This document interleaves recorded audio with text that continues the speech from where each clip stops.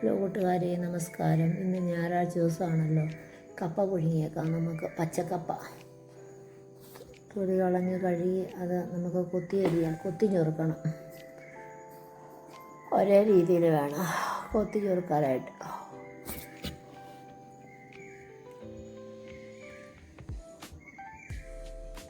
നമ്മുടെ അടുത്തുള്ള പ്രവീണ് കൃഷി ചെയ്ത കപ്പയാണ് കേട്ടോ, കൊണ്ടു തന്ന കഴിഞ്ഞ ദിവസം. നല്ല കപ്പയൊന്ന് തിളയ്ക്കുമ്പോഴേ വേകണതാണ്.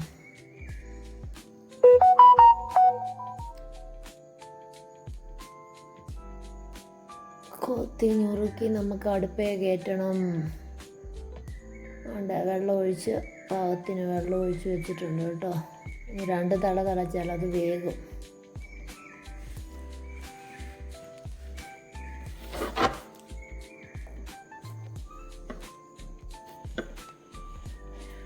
കുറേ ചെമ്മീൻ മേടിച്ചു കൊണ്ടെന്ന് വെച്ചിട്ടുള്ളൂ. അപ്പോൾ ചെമ്മീൻ റോസ്റ്റും കൂടി നമുക്ക് ഉണ്ടാക്കാൻ. ചേട്ടന് ഏറ്റവും ഇഷ്ടമുള്ള സംഭവമാണ് കപ്പ പുഴുക്ക്. ഉണക്കപ്പയായാലും പച്ചക്കപ്പയായാലും. ചേട്ടനുണ്ടെങ്കിൽ എപ്പോഴും ഉണ്ടല്ലോ ചായ വേണം, കട്ടൻ ചായ. ഇതാ മൂപ്പരെത്തിയല്ലോ. നിങ്ങളിനി കണ്ടില്ലെന്ന് പറയരുത് എൻ്റെ ചേട്ടനെ കേട്ടോ. മുട്ട പുഴുങ്ങാൻ വേണ്ടി എടുക്കാൻ വന്ന മുട്ട നമ്മുടെ ബക്കുമോനും അച്ഛനും എനിക്കിവിടെ കൊടുക്കാനായിട്ട് പുഴുങ്ങും കേട്ടോ. ഇടയ്ക്ക് സഹായമൊക്കെ ചെയ്തു തരും.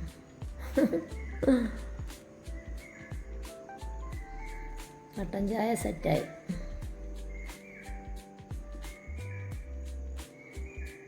നമ്മുടെ കപ്പക്കൂട്ടം തിളച്ചു.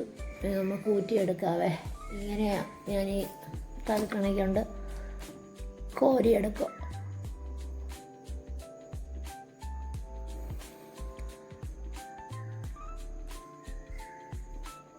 ഇത് എളുപ്പമുള്ള പരിപാടിയാണ്. മറ്റേ വെള്ളം മൊത്തം നമ്മൾ വീട്ടെടുത്തും ഇങ്ങനെ എന്താ പറയണ്ടേ, ഈ വാർത്തിടണ്ടേ. അതിലും നല്ലത് ഇത് തന്നെയാണ്. തേങ്ങായും പച്ചമുളകും ഉള്ളി മഞ്ഞളപ്പൊടി കരിയേപ്പിലയും കൂടെ ചതച്ച് വാരിയെടുത്ത് കപ്പയ്ക്കകത്തോട്ടിട്ടിട്ടുണ്ട് കേട്ടോ.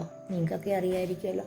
ഇടുക്കിക്കാരാണോ കപ്പ തോണ്ടി തിന്നണമെന്ന് പറയും. കപ്പ ഇങ്ങനെ അരച്ച മാതിരി ഇരിക്കും. എനിക്കത് ഇഷ്ടമല്ല. പച്ച വെളിച്ചെണ്ണയും കൂടെ അത് കുഴച്ച് കഴിയുമ്പോഴത്തേനും കുറച്ച് പച്ച വെളിച്ചെണ്ണയും കൂടി അങ്ങ് ഒഴിക്കണം.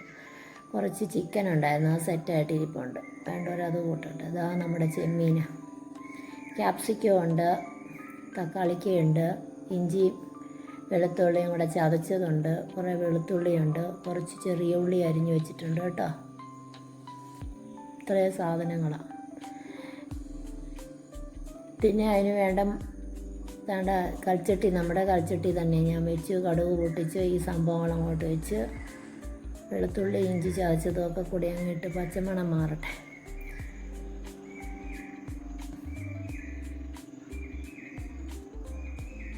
കൽച്ചട്ടി എന്ന് പറഞ്ഞാൽ നല്ല പ്രയോജനമുണ്ട് കേട്ടോ. നല്ല ചൂട്, പെട്ടെന്ന് ചൂട്, ചെറു തീയിട്ടാൽ മതി. നന്നായിട്ട് ചൂടെടുത്ത് സാധനം വേഗം വെന്ത് കിട്ടും.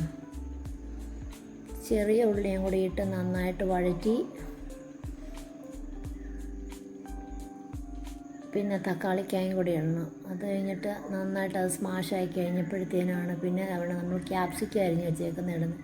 അതിന് വേണ്ടത് മുളക് പൊടി, ലേശം മല്ലിപ്പൊടി, മഞ്ഞൾപ്പൊടി, ഉപ്പുപൊടി, പിന്നെ ഗരം മസാലപ്പൊടിയും കൂടെ ഒരു പാത്രത്തിലിട്ട് ആവശ്യത്തിന് ചൂടുവെള്ളവും കൂടി ഒഴിച്ചിട്ടാണ് ഞാൻ, അല്ലെങ്കിൽ കുത്തൽ കുത്തും. ഞാനിപ്പോൾ അങ്ങനെയാണ് വെള്ളത്തിൽ കുഴച്ചിട്ടേ തട്ടത്തുള്ളൂ ഇതിനകത്തോട്ട് കേട്ടോ. നന്നായിട്ട് വഴന്ന് വന്ന് കഴിയുമ്പോഴത്തേനും അതൊന്നൊന്ന് ശരിക്കും ഒന്ന് ഉടച്ചെടുക്കണം. അത് കഴിയുമ്പോഴത്തേനും ക്യാപ്സിക്കം ഇടണം കേട്ടോ. ക്യാപ്സിക്കം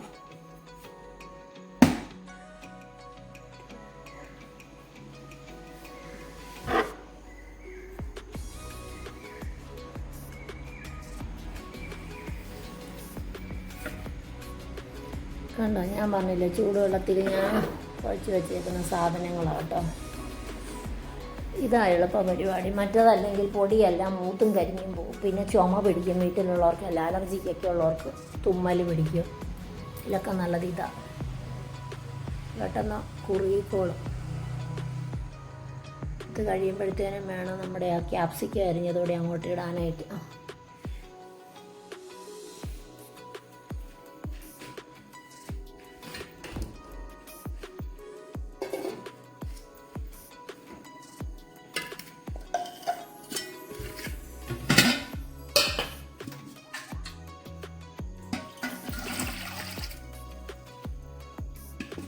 കഴിയുമ്പോഴത്തേനും വീട് വരെ ഒന്ന് പോകണം.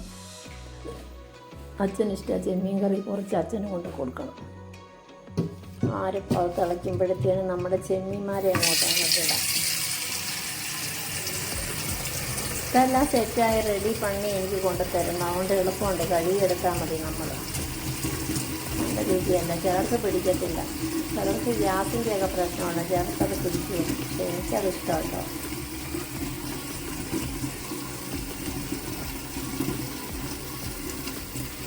ചെമ്മീൻ തേങ്ങ വറുത്തരച്ച് തീയൽ വെച്ച സൂപ്പർ.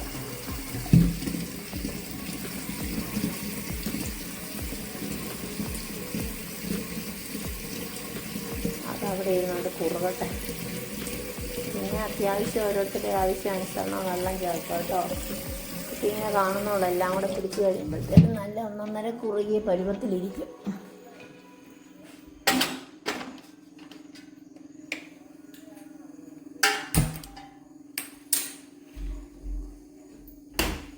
അങ്ങനെ ചെമ്മീൻ കറി റെഡി. നിങ്ങൾ